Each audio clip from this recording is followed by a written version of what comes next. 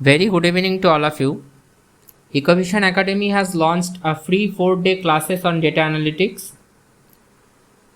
We have already concluded our first class. You all are supposed to join the link that is given in the description. By joining that link, you can actually attend our live classes. And all of these 4 classes will be completely free of cost. In today's session, we are going to describe data, the types of data, and also the types of statistical analysis that can be done with the help of data. Now, what is a data? Data is basically some raw facts that can be in the form of numbers, that can be in the form of categories or observations or any other measurements. Okay, but from data you cannot actually interpret anything. You cannot interpret or you cannot visualize anything by just seeing the data. Let me take you an example. Data is just like the rice, pulse and masala that is kept in your kitchen. You cannot use or you cannot directly eat the rice, right? You cannot directly eat the pulse. You cannot directly eat the masala. So all of these are basically nothing but some amount of data.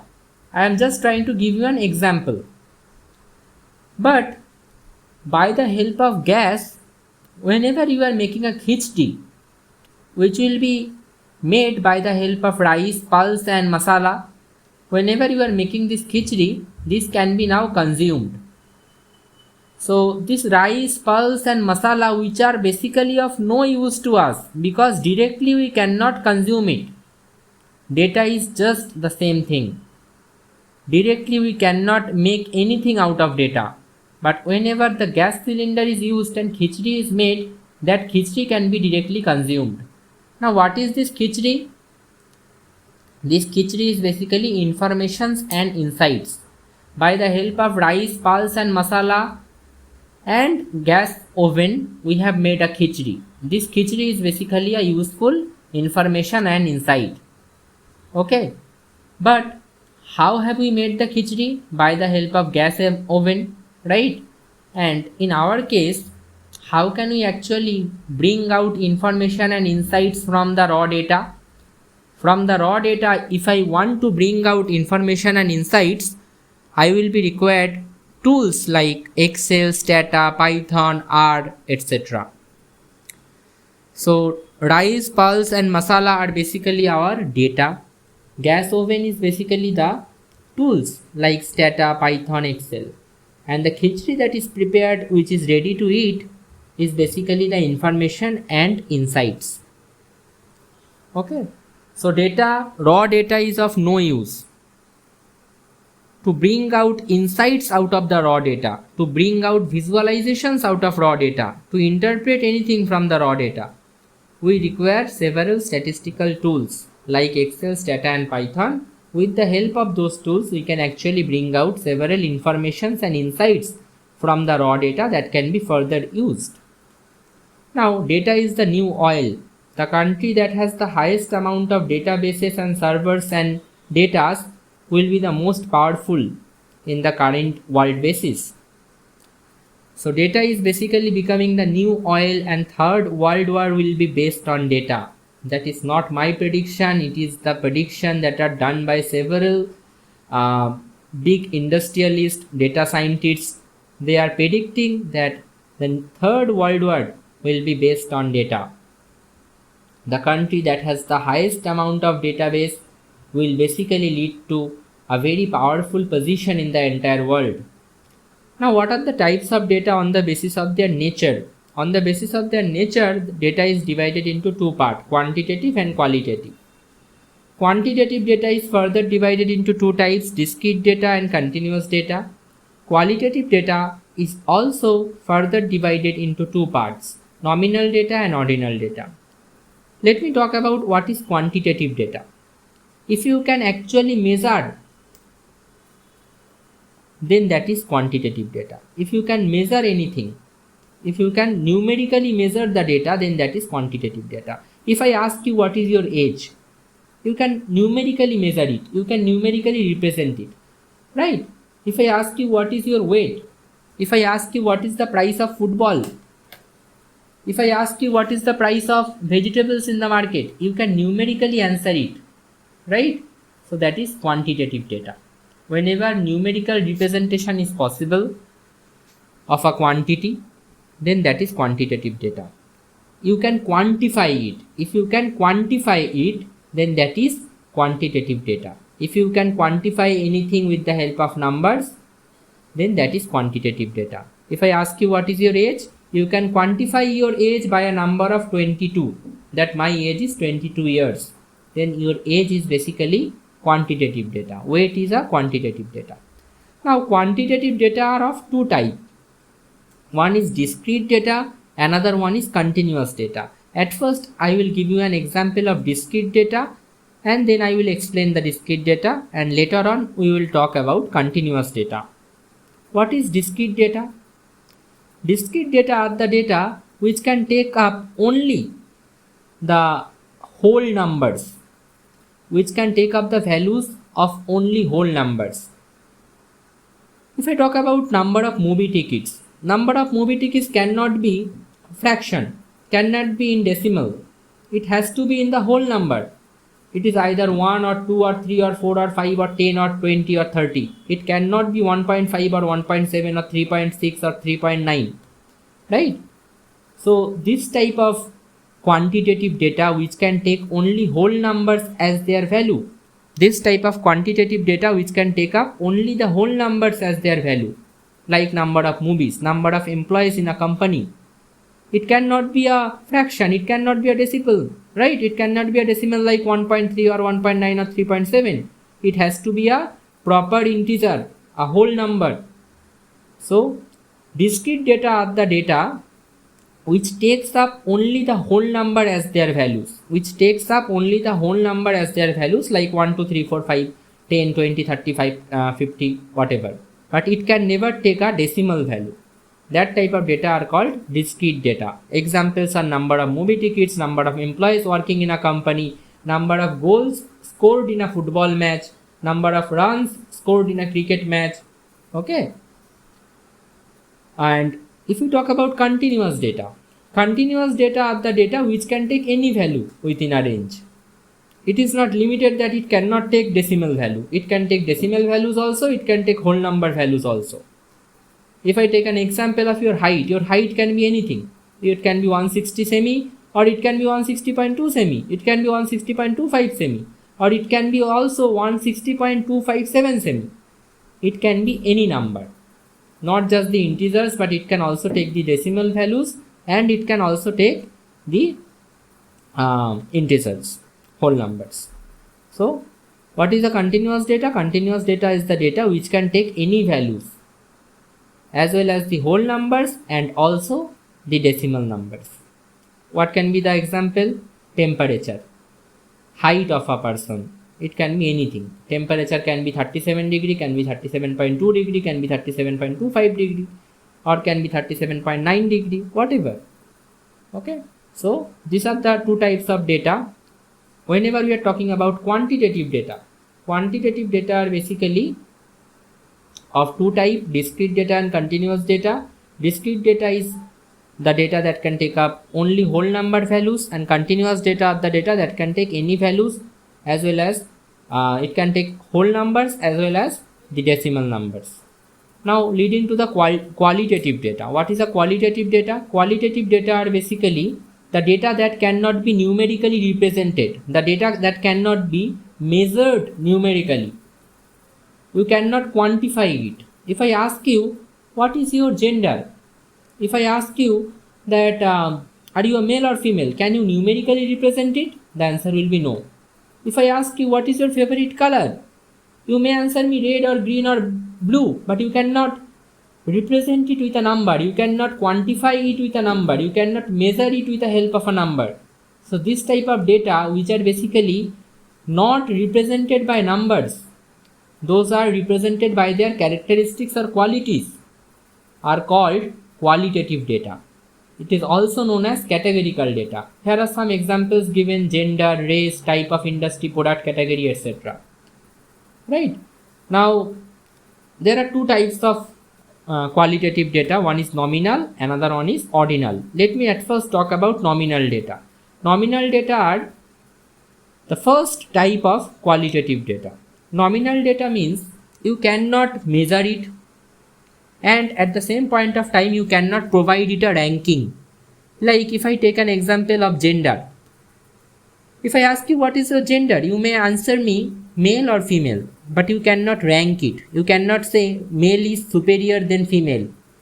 Note my point. You cannot say male is superior than female, or you cannot say female is superior than male. If I ask you what is your favorite color, you may answer me red or green or blue, but can you actually rank it that red is superior than blue or green is superior than yellow? No.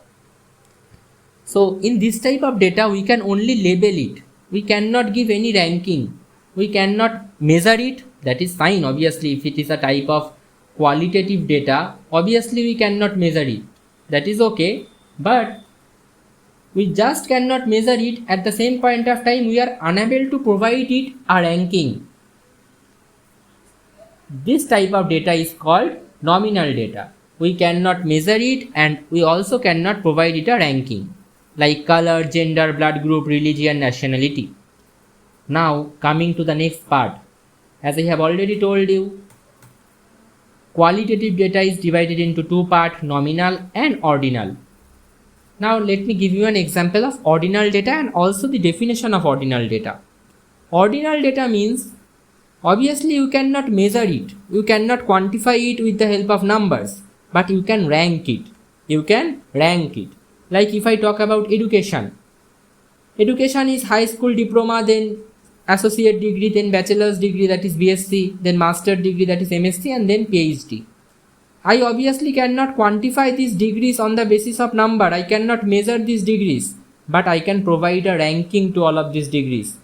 Right? I can say that PhD will be in the first rank because it is the highest amount of education. Master degree will be in the second rank because it is the second most highest amount of education. Bachelor's degree is in the third rank. This will be in the fourth rank. This will be in the fifth rank. So obviously I cannot measure it on the basis of numbers. I cannot quantify it, but I can provide it a ranking. I can say that PhD is superior than master degree is superior than bachelor degree, bachelor is superior than associate is superior than high school diploma. So I cannot measure it, I cannot quantify it numerically, but I can actually provide a ranking in between the values. This type of data is called ordinal data, where you can actually rank the values. Okay. Now on the basis of time period, on how many time period and how many subject we are covering or observing, data is divided into three types: cross-sectional, time series, and panel data. In the initial part, when we have actually divided data, as you can see, this division of data, this typing of data, these types of data are basically divided on the basis of their nature. But now we are actually dividing the data on the basis of the time period and the subject that are being observed. For how many periods, for how many time periods the data is being covered, and for how many subjects is being observed. We basically divide the data into three parts: cross-sectional, time series, and panel data. Coming to the cross-sectional data. Cross-sectional data means you are taking the data for only one time period. You are taking the data for different entities or different individuals or different subjects for only one time period. Here this consumer, we have Shayok, Diptarup, Rupam, Otanu and Shobhik. All of these people are basically different subject. All of these people are basically different people or different subject or different entity. So we are collecting data for different entity or different subject or different individuals at a single year. The year is same, right? The year is 2025. It is same.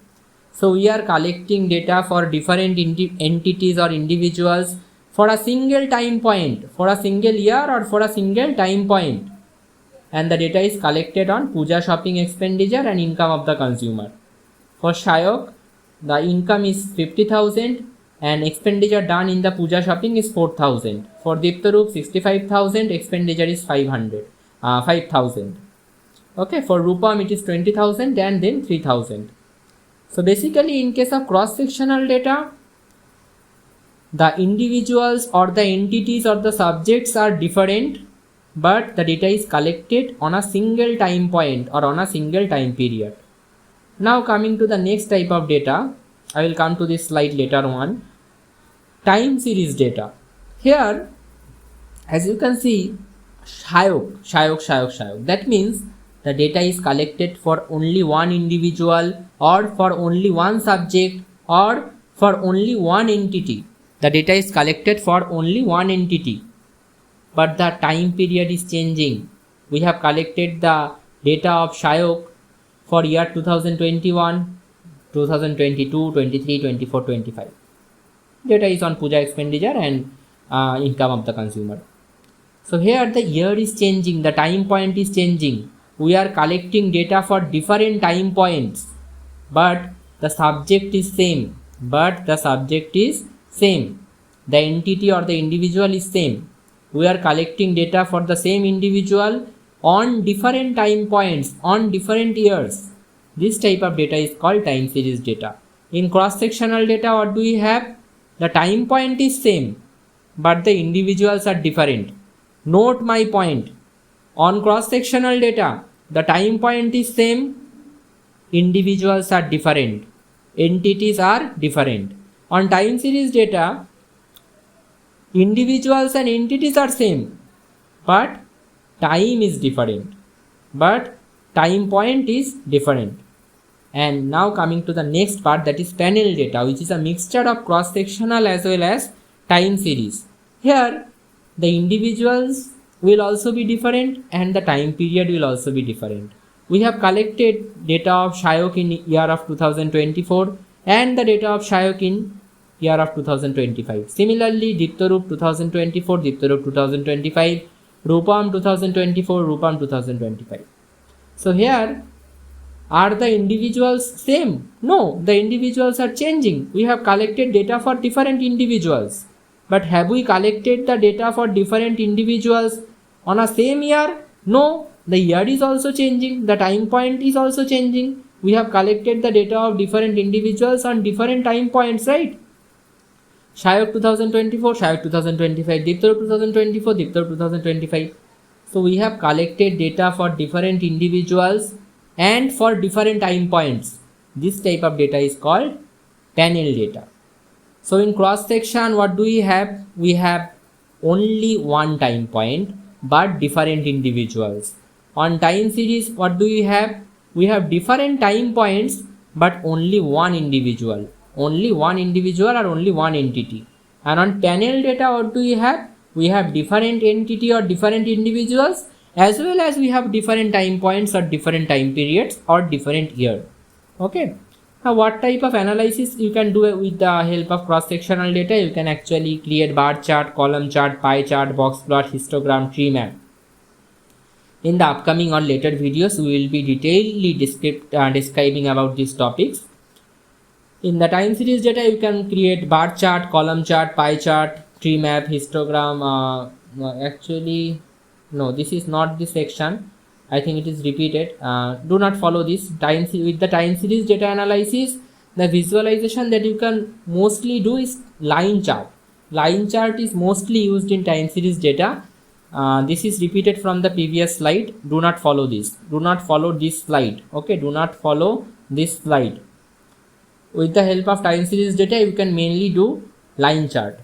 And with the help of panel data, we can actually do grouped bar chart, multi-line chart, heat map, box plot, tree map, bubble chart, etc. Visualization with the cross-sectional data, this is supposed to be written as panel data. It is a typing mistake, but the chart types that are provided here are perfectly fine and you can follow this one. Okay.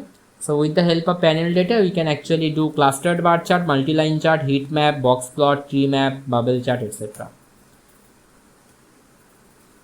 Thank you. In the next class, we will be discussing about the types of analysis in